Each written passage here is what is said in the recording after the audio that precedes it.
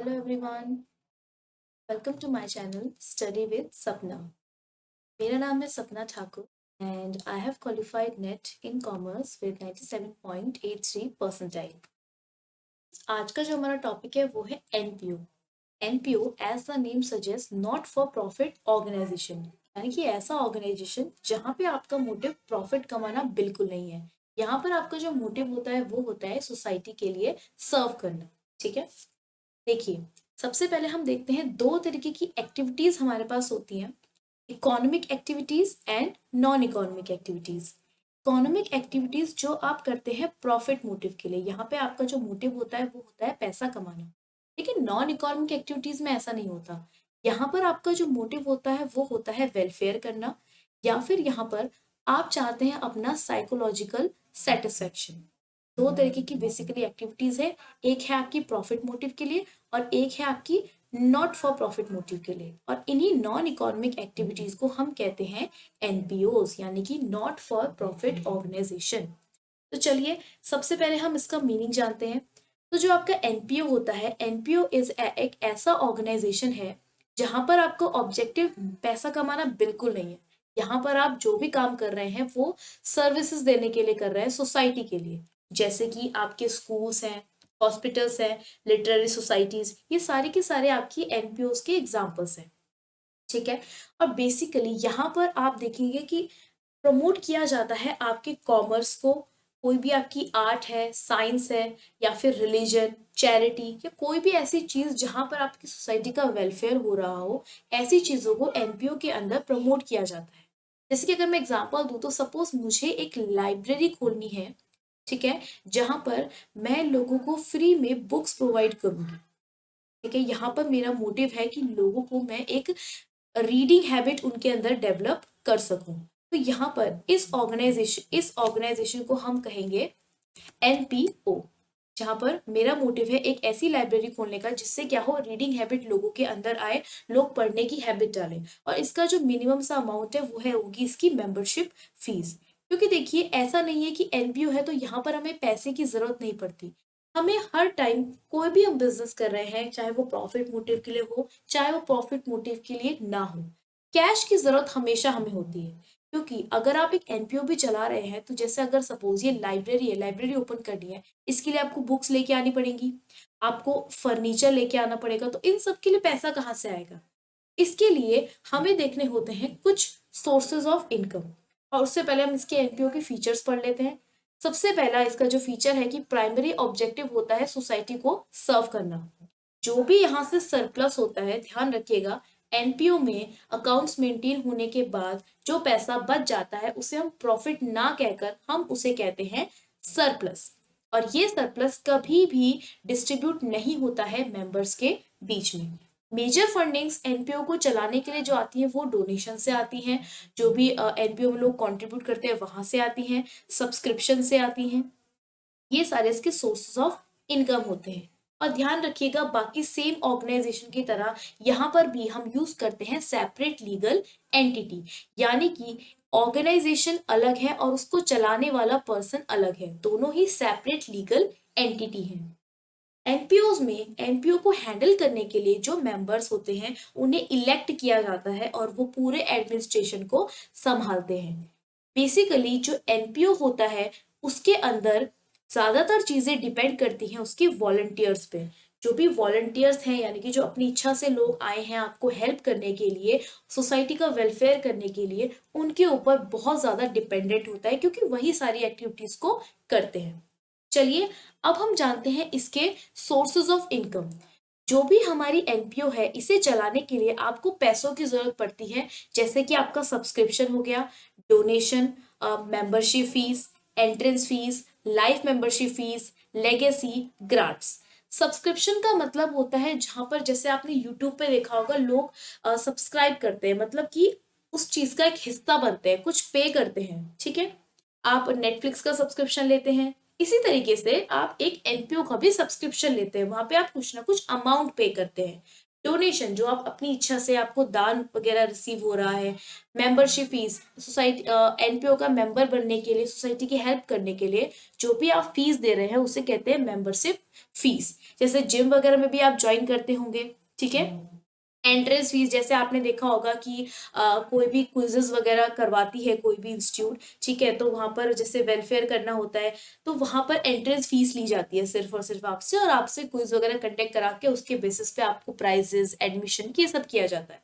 Life membership fees का मतलब होता है जहां पर आपको लाइफ टाइम के लिए एक ही बार में वन टाइम पेमेंट कर दिया गया है, ठीक है।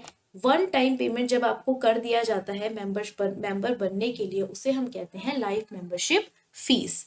लेगेसी का मतलब होता है कि किसी भी पर्सन की डेथ के बाद, आफ्टर डेथ, जो भी वो अपना डोनेशन करता है, उसने सपोज अपने विल में लिखा है कि मेरी प्रॉपर्टी का इतना परसेंटेज आप डोनेट कर दीजिए, उसे हम कहते हैं लेगेसी। नेक्स्ट आता है ग्रांट्स। ग्रांट्स का मतलब होता है गवर्नमेंट हेल्प। जो भी गवर्नमेंट हमें हेल्प करती है उसे हम कहते हैं ग्रांट्स। तो ये सोर्सेज ऑफ इनकम है, इनको हम डिटेल में आने वाली वीडियोस में पढ़ेंगे, क्योंकि यहाँ पर कुछ ना कुछ न्यूमेरिकल पोर्शन भी आता है जो कि आपके लिए बहुत इंपॉर्टेंट है। पूरे बड़े क्वेश्चंस को समझने के लिए छोटे छोटे स्टेप्स जरूरी है, जिसको हम आगे अपकमिंग वीडियोस में कवर करेंगे। अब एनपीओ के अंदर आपके पास तीन अकाउंट्स होते हैं। पहला होता है रिसिप्ट्स एंड पेमेंट अकाउंट, जो कि आपका कैश बुक की तरह होता है। नेक्स्ट आपका इनकम एंड एक्सपेंडिचर अकाउंट होता है जो पीएनएल की तरह होता है। और बैलेंस शीट, बैलेंस शीट यहाँ पर दो बनती है, ओपनिंग एंड क्लोजिंग, ठीक है। तो ये तीन तरीके के अकाउंट है जो एनपीओ में बनाए जाते हैं, नॉट फॉर प्रॉफिट ऑर्गेनाइजेशन। चलिए सबसे पहले हम बात करते हैं रिसिप्ट एंड पेमेंट अकाउंट की।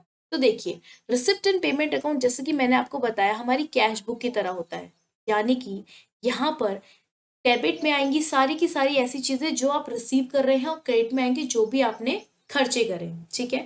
ये एक तरीके का रियल अकाउंट होता है जहां पर आप सारी चीजों को डेबिट करते हैं जो रिसीव होती हैं, और उन सारी चीजों को क्रेडिट करते हैं जो आपसे जाती हैं, ठीक है। कैश बुक और रिसिप्ट एंड पेमेंट अकाउंट में सिर्फ इतना सा डिफरेंस होता है कि जो आपकी कैश बुक होती है वो आपकी डे टू डे ट्रांजेक्शन पे बेस होती है, यानी कि यहाँ पर आप जो भी ट्रांजेक्शन करते हैं उसे हम डेट वाइज रिकॉर्ड करते हैं, पर डे की ट्रांजेक्शन को हम रिकॉर्ड करते हैं। लेकिन आपके रिसिप्ट एंड पेमेंट में जो भी ट्रांजेक्शन्स होती है उसे हम टोटल रिकॉर्ड करते हैं, ठीक है। जैसे कि सपोज करें कि आपने डोनेशन रिसीव करी मिस्टर एक्स से 10,000 की, और मिस्टर वाई से आपने रिसीव करी 20,000 की। तो अगर आप कैश बुक में इसे देखते हैं, यानी कि अगर सपोज कोई आपको पैसा दे रहा है तो आप कैश बुक में इसे कैसे दिखाते, इसे आप दिखाते डेट वाइज। लेकिन रिसिप्ट एंड पेमेंट अकाउंट में आप इसे 30,000 डायरेक्ट टोटल दिखाएंगे, ठीक है। तो दोनों में बस इतना ही डिफरेंस होता है, और ये आपकी रियल अकाउंट पे बेस होती है, ठीक है, कैश बेसिस पे होती है, सिंपल है। डेबिट में आप सारे के सारे वो चीजें करते हैं जो आपको रिसीव होती है, वो अमाउंट्स रिकॉर्ड करते हैं जो आपको रिसीव होती है। पेमेंट में आप वो अकाउंट्स डालते हैं जो आप खर्च करते हैं, जो आप पे करते हैं, ठीक है। चलिए अब इसका फॉर्मेट देखते हैं। तो रिसिप्ट एंड पेमेंट अकाउंट का फॉर्मेट में हम कुछ ऐसी चीजें देख लेते हैं, कुछ अमाउंट्स पढ़ लेते हैं। सबसे पहले जो इसका अकाउंट होता है वो स्टार्ट होता है बैलेंस बीडी से, यानी कि बैलेंस ब्रॉट डाउन। जो भी आपके पास कैश या फिर बैंक में बैलेंस पड़ा है जिससे आप अपने ऑर्गेनाइजेशन को स्टार्ट कर रहे हैं उसे कहते हैं बैलेंस बीडी। देन डेबिट में सारी की सारी रिसिप्ट वाली साइड आती है, यानी कि सारे जो भी चीज़ आप रिसीव कर रहे हैं, जैसे कि आपने सब्सक्रिप्शन रिसीव करा, जनरल डोनेशंस आपने रिसीव करे, कुछ न्यूज़पेपर को सेल करके आपने पैसा जनरेट किया, और कुछ भी है आपने लॉकर्स रेंट से पैसा जनरेट किया, entrance fees, grants, legacy, life membership fees, ये सारी की सारी आपके रिसिप्ट्स हैं। वेयर एज पेमेंट साइड्स में आपकी आती हैं वो सारी की सारी चीज़ें जिन पे आप खर्चा करते हो, जैसे कि आपकी वेजेस, सैलरीज, आपने रेंट दिया है, इंश्योरेंस करवाया है, पोस्टेज का सामान ला रहे हैं, स्टेशनरी लेकर आ रहे हैं, ठीक है, आपने एडवर्टीजमेंट किया, टेलीफोन चार्जेस, सारे के सारे खर्चे जो भी हैं वो आएंगे आपके क्रेडिट साइड में, पेमेंट साइड में, ठीक है। अब यहाँ से जो बैलेंस बचता है उसे हम कहते हैं बाय बैलेंस सीडी। मेनली आपका जो बैलेंस है वो यहीं बचेगा, सीडी, क्रेडिट साइड में। और जो भी बैलेंस होता है उसे, अगर बैंक का बैलेंस है तो बैंक वाले साइड लिखिए, कैश का बैलेंस है तो कैश वाले साइड लिखिए।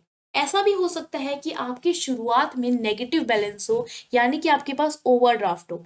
जब भी आपके पास ओवरड्राफ्ट होगा तो आप हमेशा उसे क्रेडिट साइड शो करेंगे। और अगर ओवरड्राफ्ट होने की वजह से आपका लास्ट में आंसर जो आ रहा है, जो आपका बैलेंस बच रहा है, वो भी डेबिट साइड में बच रहा है, उसे हम कहते हैं बैंक ओवरड्राफ्ट, जो कि आता है आपके डेबिट में टू बैलेंस शीटिंग। ठीक है, तो ये आपका रिसिप्ट एंड पेमेंट अकाउंट है। ध्यान रखिएगा, ये एक तरीके का रियल अकाउंट होता है और ये हमारा कैश बेसिस पर होता है, यानी कि आप इसमें जो भी पैसे की ट्रांजेक्शन है सिर्फ वही रिकॉर्ड करेंगे। चलिए अब पढ़ते हैं इनकम एंड एक्सपेंडिचर अकाउंट के बारे में।